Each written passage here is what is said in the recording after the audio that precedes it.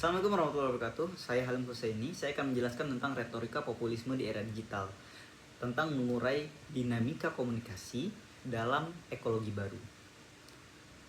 Artikel ini menganalisis bagaimana retorika populisme diperkuat oleh ekologi digital yang baru, yang ditandai oleh konvergensi media dan percakapan, polarisasi partisan, serta peningkatan konten yang bersifat konflik dengan mengacu model mediasi komunikasi yang direvisi atau Revised Communication Mediation Model yang ditulis oleh Shah dan McLeod.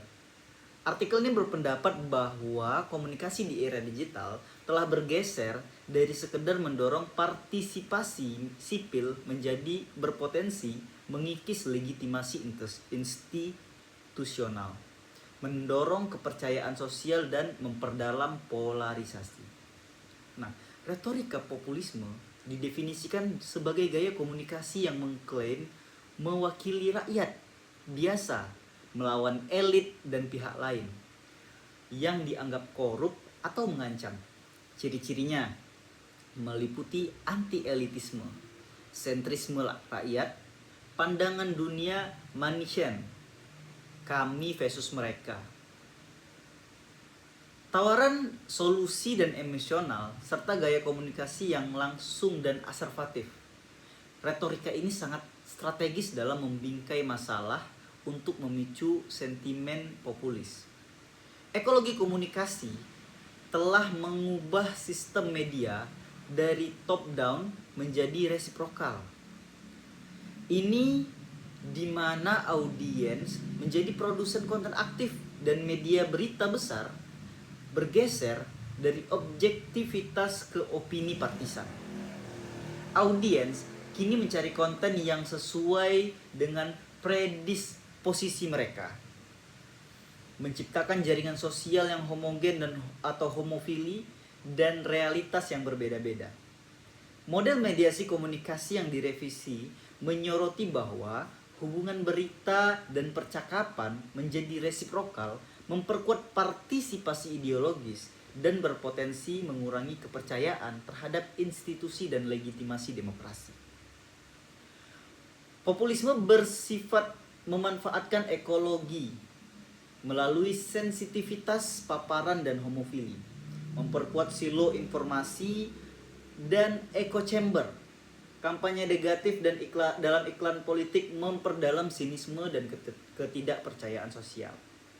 Teori spiral keheningan atau spiral of silence menjelaskan bagaimana persepsi opini mayoritas di media dapat disalahartikan, membungkam pandangan minoritas dan memperkuat narasi populis yang dominan.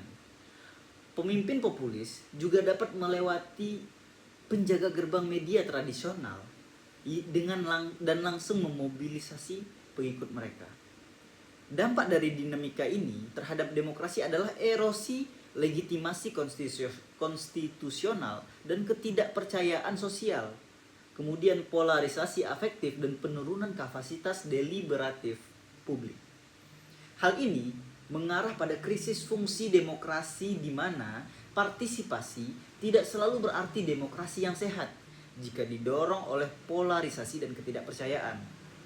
Artikel ini menyimpulkan bahwa pemahaman interaksi antara retorika populisme dan ekologi komunikasi digital sangat penting untuk mengatasi tantangan terhadap demokrasi kontemporer. Poin-poin pentingnya adalah definisi dari retorika populisme adalah mengklaim mewakili rakyat biasa atau melawan elit atau pihak lain yang korup dan mengancam. Kemudian menggunakan bahasa sederhana, emosional, dan langsung dengan solusi cepat. Kemudian anti-elitisme, antagonisme terhadap kelas politik, elit, atau kemapanan. Kemudian sentrisme rakyat, di mana menekankan rakyat sebagai entitas bersatu bajik dari sumber otoritas moral. Kemudian pandangan dunia Manichean atau kami melawan mereka. Dikotomi jelas antara kami rakyat yang baik dan mereka para elit yang jahat. Solusi sederhana dan emosional beresonansi dengan identitas, keluhan, dan krisis.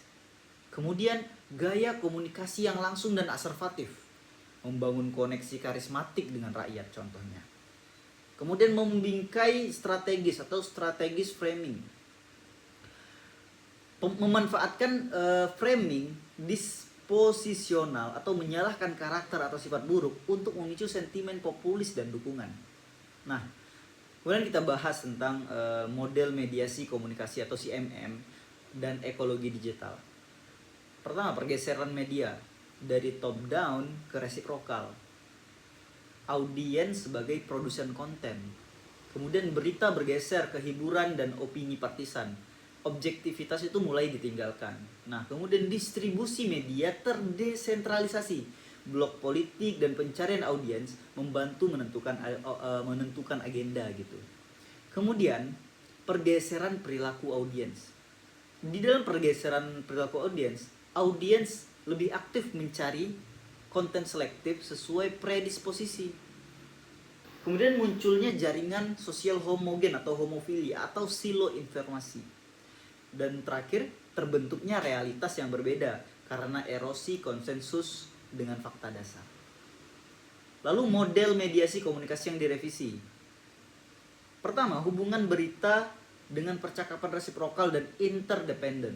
Kemudian yang kedua, ekologi partisan memperkuat partisipasi ideologis di lingkungan homofili, berpotensi mengikis legitimasi konstitusional dan mendorong ketidakpercayaan sosial. Kemudian pemanfaatan populisme di era digital. Nah, untuk pemanfaatan populisme di era digital, pertama adalah selektivitas paparan dan homofili, memperkuat silo informasi dan echo chamber untuk meminimalkan paparan argumen berlawanan.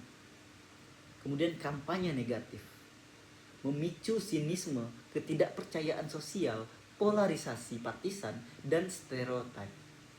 Kemudian spiral of silence,